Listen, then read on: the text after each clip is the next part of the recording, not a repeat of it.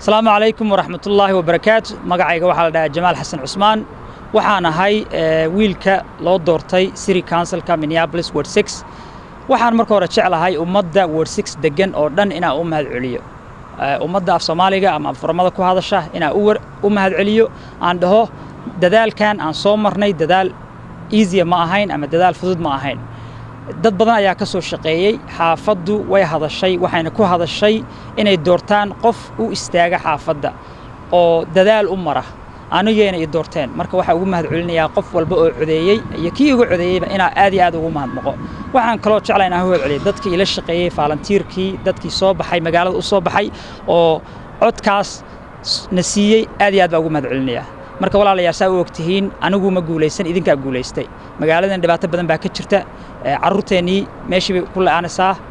opioid crisis-kii gurilaan baa ka jirta booliiska situation waa la socotaan businessadii gubanayay waa la socotaan xaafadan mas'uul baa naga saaran waxaan rabaa kulligiin qofkii fikrad haya ama maamo ama nin dhalinyaro ah ama qof businessman ah inay ii timaadin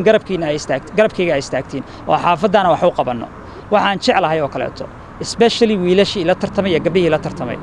maanta waxaan inii sheegayaa fikrado wanaagsan baa wadateen marka hore aad baan kugu mahad celinayaa congratulations waan dhahayaa fikrado wanaagsan baa wadateen fikradahaas keena waa israacinaa siri holka taganaa xaafadeena waa u istaaganaa midnimo iyo mataqaana dadka la isku keeno ayaan ka shaqeynayaa anigu qof bulshaanahay qof xaafadan u soo dadaali jiray baan ahay ballanna waxaan ka qaaday mas'uuliyadda ay saarteen inaan ka soo baxayo assalaamu calaykum waraxmatullaahi wabarakaatuh